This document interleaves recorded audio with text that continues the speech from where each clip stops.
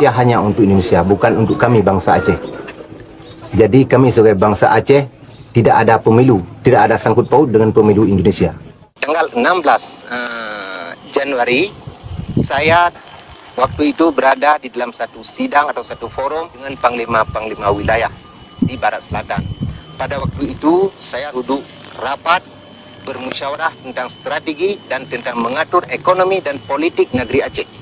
Konflik panjang berakhir di Aceh setelah Gerakan Aceh Merdeka (GAM) dan pemerintah Indonesia sepakat damai di Helsinki, Finlandia, 15 Agustus 2005 silam. Kesepakatan dikenal dengan Memorandum of Understanding (MOU) Helsinki. Wahai bangsa Aceh, ayo kita mengenang kembali kisah pilu di Aceh. Channel YouTube Bumo Endatu mengajak Anda mengenang kembali peristiwa di Aceh masa konflik. Tentang korban, penyintas, dan kenangan para pihak bertikai. Ini semua tidak bermaksud untuk mengungkit luka lama, tapi untuk belajar agar perang tak terulang lagi. Langsung saja ke kisahnya, ayo sama-sama kita mengenal kisah bagaimana awal Teungku Abdullah, masuk dalam barisan Aceh Merdeka. Teungkulah yang lahir 2 tahun setelah meletus pemberontakan Darul Islam Tentara Islam Indonesia (DITII).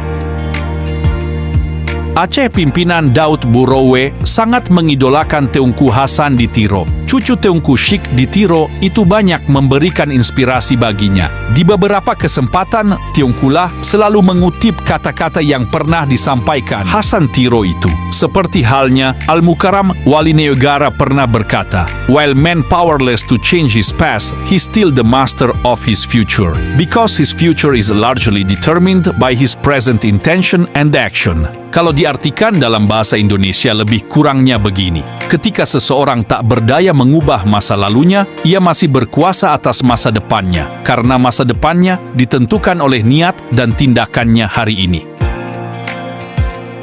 Kata-kata itu begitu membekas dalam ingatannya. Dalam banyak pemberitaan, Teungkulah disebut terlibat dalam Gerakan Aceh Merdeka, GAM, sehari sebelum Hasan Tiro memproklamirkan gerakan itu di Gunung Halimon.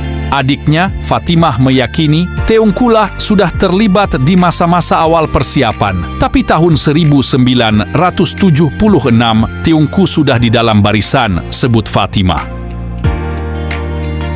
Memang, sepak terjangnya tak ada yang tahu ketika itu. Di masa-masa itu, Teungkulah lebih banyak menyampaikan soal Aceh Merdeka dari mulut ke mulut. Apalagi dia berprofesi sebagai pedagang obat keliling saat itu. Salah seorang yang bernama Syarifuddin, warga Seuneu Bokrawa, yang kerap mengantar Teungkulah saat pulang kampung, masih mengingat bentuk tas yang dibawa Teungkulah.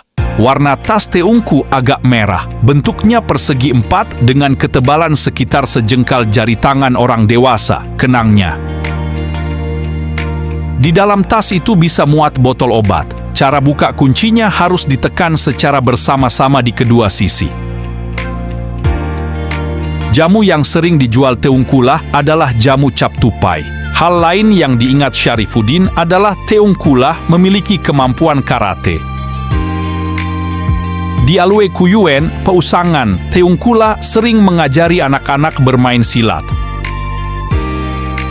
Teungkulah belajar karate dari Muhammad Nur dari Paya Reuhat, katanya. Sosok yang cukup populer di Aceh sepanjang 1999 sempat diisukan seorang desertir RPKAD, Resimen Para Komando Angkatan Darat. Sebuah media terbitan Jakarta mensinyalir dia sebagai binaan seorang jenderal di Jakarta. Suatu ketika, Abdullah Syafi'i tampak geram ketika ditanyakan soal isu yang dilansir salah satu media di Jakarta yang menyebut dirinya desertir RPKAD tahun 1976. "Ayah saya sangat anti TNI. Sejak kecil saya sudah dilatih bermain dengan parang. Usia 23 saya gabung dengan Wali Negara Aceh, Dr. Teungku Muhammad Hasan di Tiro," ujarnya saat itu. Menurutnya, TNI sengaja melansir isu ini untuk memecah belah rakyat Aceh. Apalagi RPKAD yang kemudian berubah menjadi Kopassus sangat dibenci rakyat akibat kebiadabannya di Aceh selama masa DOM, Daerah Operasi Militer, antara tahun 1989